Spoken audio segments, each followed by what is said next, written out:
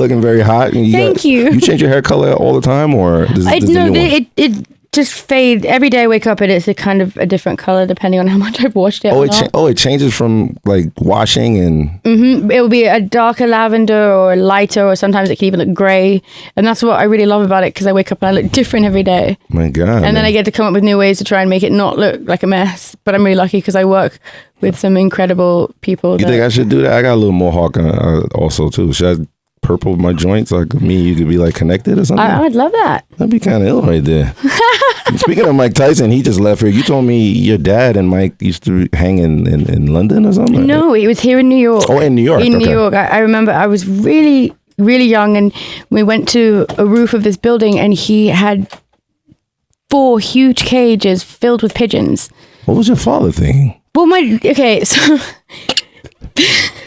so asshole. Asshole. So basically, it was an English thing that whenever the police were coming, you let the pigeons go, so everyone knew to run and hide. And it's like a weird traditional thing that it still goes on in London. Like when in certain parts of London, I know once those pigeons have gone off, I'm like, I'm getting out of here. I'm getting out of here now. And it's something, that also people still do in certain professions here in this country, and I guess my father and him both have an affinity for pigeons. That is so weird, man. I don't know how anyone can be like me because they're them. And I mean, for fuck's sake, look at me. Half the time I look like a children's party entertainer. So, and it's by choice because I like it. But like, it's just, that's the way I am, and I don't really get ready with the idea of everyone's going to think I look amazing in this. Like, that's not why I do it. I do it because it makes me feel good, or I like taking things that society deems as ugly and turning it into something beautiful and cool. I mean, did you know anybody that wasn't a senior citizen that had the color of my hair before I did this? Yeah, you're right. I mean, it's good that you say it like that, because Kanye West has the same way when he comes out with his clothes line.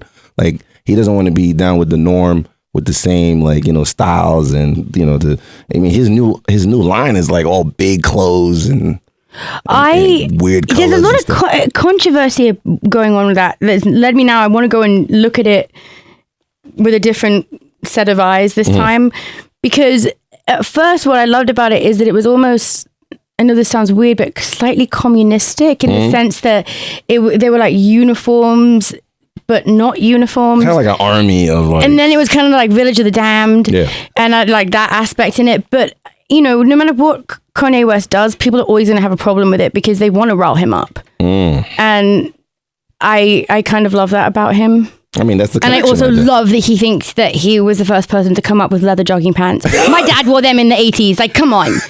Do you feel like society, a lot of kids are spoiled because everything's so easy now? It's not like...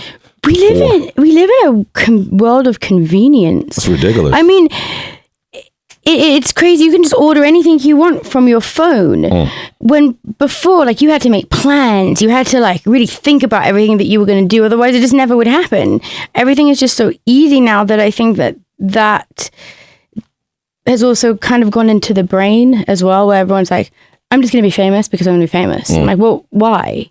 And I know that people probably sat there thinking, like, you're a hypocrite, you didn't do anything. I'm like, fuck you, I invented reality TV. Yeah, motherfucker. And I work and do everything myself. My parents don't pay for me. I wish they did. A lot of people always assume that. I wish they did. I think I've hung out with your brother too. Everybody think that you guys are like, they pay for everything. You guys are straight. Like, you guys go out there and get it on your own. Well, this is when cell phones first came out, I'm showing my age.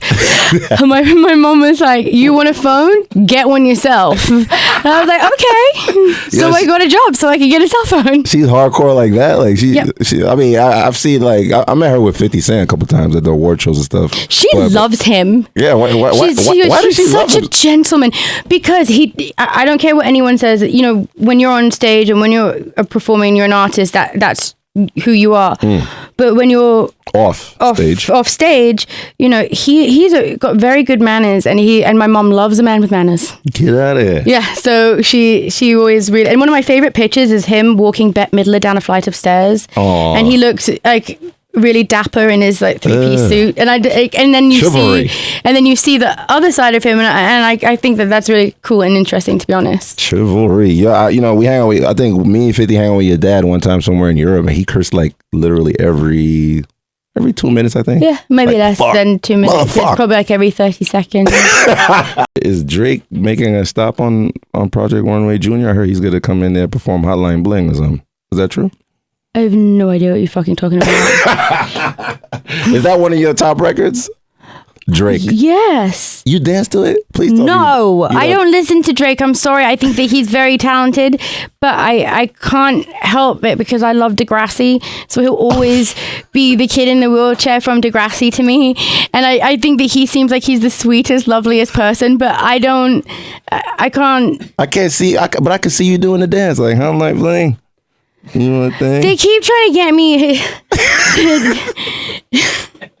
to do the nay. It's not going to happen. Hell no. Everyone keeps trying to get me to do all these different dances, and I'm like, I'm really English. That's when I go into my English mode. Like, I don't know what you're talking about, because I'm like, there's no fucking way I'm doing that. Oh my God. Can you shout out the times for the show? It's on Thursdays, 9 p.m., 8 Central on Lifetime. And I'm so happy your dog is still alive. He's very cute. You almost like washed him the other day. What happened? That was the dog that I rescued, and I swear to God, what happened? I was doing my laundry, and I couldn't find the dog, and I started to The dog panic. was in there? She went and burrowed into the sheets, and I picked up the bed sheets to just shove into the washing machine, and I heard this little like meep.